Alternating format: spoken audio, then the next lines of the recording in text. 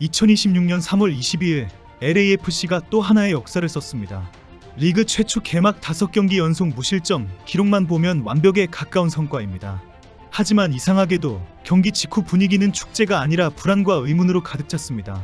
0대0 무승부로 끝난 오스틴FC전에서 중계진은 경기 내내 LAFC가 이상하다는 발언을 쏟아냈습니다. 기록을 세운 팀을 향해 이런 반응이 나온다는 것 자체가 이례적인 상황입니다. 손흥민 역시 리그 첫 필드골에 또다시 실패하며 답답한 흐름을 이어갔습니다. 기록은 남았지만 내용은 경고에 가까웠습니다. 오늘은 왜 이 경기가 기록의 날이 아닌 위기의 신호로 해석되고 있는지 그 핵심을 짚어보겠습니다.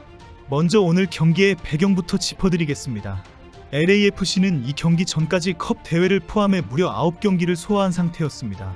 2월 22일 인터마이애미전을 시작으로 코파 아메리카 챔피언스컵에서 레알 에스파냐와 알라후엘렌세를 꺾고 8강에 진출했으며 MLS에서는 휴스턴, 댈러스, 세인트루이스를 모두 격파하며 개막 4전 전승을 달렸습니다.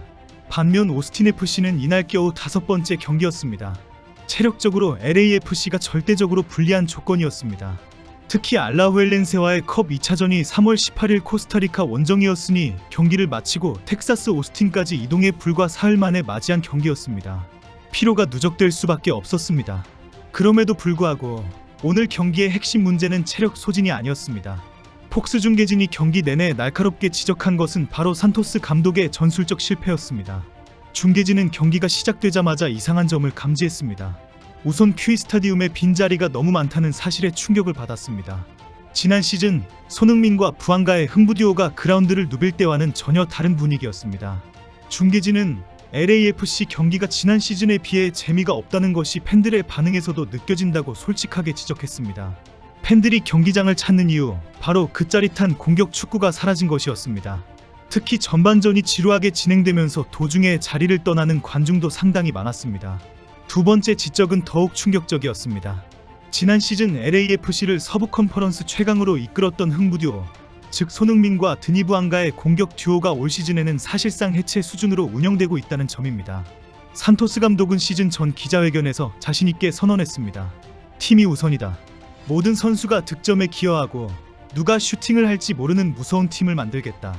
들을 때는 그럴듯한 말이었습니다. 하지만 오늘 경기는 그 말이 얼마나 공허한 것이었는지를 적나라하게 보여주었습니다. 세 번째로 중계진이 강하게 비판한 것은 선수들 간의 호흡 문제였습니다. LAFC는 경기 내내 패스 미스를 반복했습니다. 중원에서 볼이 연결되지 않고 최전방에 손흥민과 부안가에게 공이 제대로 공급되지 않았습니다. 선수들 사이에 연결고리가 보이지 않았습니다. 중계진이 LAFC 선수들 간의 호흡이 엉망이라고 말할 수밖에 없었던 이유입니다. 네 번째 비판의 화살은 최전방 공격진에 대한 지원 시스템의 붕괴와 부재였습니다. 손흥민이 볼을 받으려 움직여도 뒤에서 밀어주는 구조적 지원이 전혀 보이지 않았습니다. 중계진은 최전방 공격진에 대한 지원 시스템이 정확하게 무엇인지 모르겠다며 고개를 갸웃했습니다.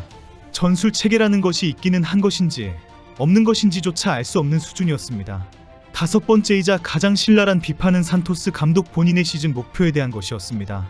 산토스 감독은 시즌이 시작되기 전 중원을 장악하는 것이 자신의 시스템 핵심이라고 공언했습니다. 그러나 오늘 경기에서 LAFC의 중원 장악력은 완전히 붕괴되었습니다. 오스틴FC의 낮은 블록 수비에 갇혀 볼이 돌다가 길을 잃었고 미드필드는 우왕좌왕했습니다. 중계진은 중원 장악 시스템이 완전히 무너졌고 우왕좌왕하고 있다고 직격했습니다. 중계가 끝날 무렵 중계진들은 급기야 이런 말을 내뱉었습니다. 그동안 산토스 감독은 도대체 뭘 했나요? 여섯 번째 비판은 선수 개인의 역할과 시스템의 부재였습니다. 중계진은 선수마다 각자의 장점이 무엇인지 모르겠고 원래의 장점도 살리지 못하고 있다고 말했습니다. 결국 선수 각자의 역할과 시스템이 강화되지 못하고 무너졌다는 결론이었습니다. 누구는 골을 넣고 누구는 공간을 만들고 누구는 압박을 하는지 그 분업 자체가 흐릿해진 것입니다. 일곱 번째, 중계진은 LAFC의 경기 운영 방식 자체를 문제 삼았습니다. 경기 내내 방향을 잃고 우왕좌왕하다가 경기 막판에 단 한 방을 노리는 구조라는 것입니다. 이는 공격적이고 주도적인 축구를 표방하던 지난 시즌 LAFC의 모습과는 완전히 다른 것이었습니다. 실제로 오늘 경기에서 LAFC가 가장 위협적인 장면을 만든 것은 후반 85분경 지친 몸을 이끌고 손흥민이 골대 앞까지 돌진했을 때였습니다. 하지만 그것이 전부였습니다. 8번째 비판은 흥부듀오의 날카로움이 사라지자 오스틴의 측면 수비수들이 오히려 더 높이 올라오고 있다는 점이었습니다.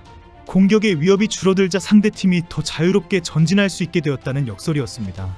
그럼에도 불구하고 오늘 손흥민은 안타까울 정도로 리그 첫 필드골을 위해 고군분투했습니다. 경기 85분, 지친 몸을 이끌고 골대 앞까지 치고 들어가는 모습은 보는 이들의 마음을 울렸습니다. 그 투호는 중계진들이 손흥민이 쓰러졌습니다라고 안타까워할 정도였습니다. 컵 대회를 포함한 9번의 경기, 기나긴 원정이동, 거친 수비의 태클들 속에서도 손흥민은 멈추지 않았습니다. 이미 시즌 전체 통산 한 골 7도움이라는 팀 내 최고 공격 포인트를 기록하고 있지만 리그 필드골만큼은 좀처럼 나오지 않고 있습니다. 그것은 손흥민이 부진해서가 아닙니다. 구조의 문제입니다. 산토스 감독이 손흥민을 골을 넣는 공격수가 아닌 공간을 만들어주는 창조자로 제정했기 때문입니다. 오늘 경기의 최우수 선수는 오스틴 FC의 수비수 브랜던 하인스이크가 선정되었습니다. 그 이유는 명확합니다. 그는 지친 손흥민을 상대로 수차례 정교한 태클과 밀착 마크로 틀어막았습니다. 손흥민이 볼을 받으려 할 때마다 몸을 날려 막아섰고 85분의 돌진에서도 끝까지 쫓아가 차단했습니다. 하인스이크의 맹활약은 인정해야 하지만 결국 손흥민이 그만큼 많이 지쳐있다는 사실입니다. 그동안 공격형 미드필더를 하면서 집중 견제를 받으면서 공간 창출과 키패스 전달에 지쳤다는 반증이기도 합니다. 오늘 경기 결과 LAFC는 MLS 전승 행진에 마침표를 찍었습니다.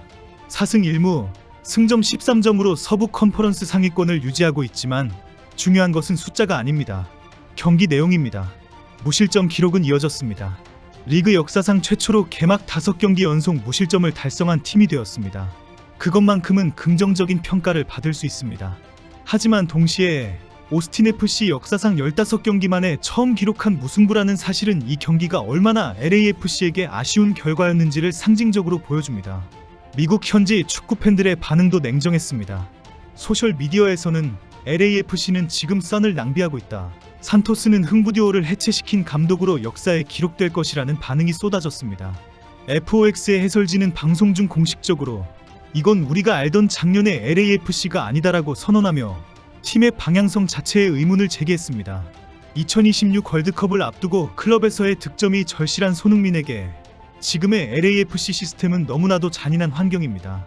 손흥민은 이 경기를 마지막으로 잠시 LAFC를 떠나 한국 국가대표팀에 합류합니다. 3월 28일 영국 밀턴 킨스에서 코트디부아르와 4월 1일 오스트리아 빈에서 오스트리아와 국제 친선전을 치를 예정입니다. 월드컵을 앞두고 몸 상태가 중요한 시점에 쉬지도 못하고 혹독한 일정을 소화하고 있는 손흥민에게 여러분의 뜨거운 응원을 보내주시기 바랍니다. 손흥민을 응원합니다. 그는 오늘도 최선을 다했습니다. 문제는 그를 둘러싼 시스템입니다. 이상입니다.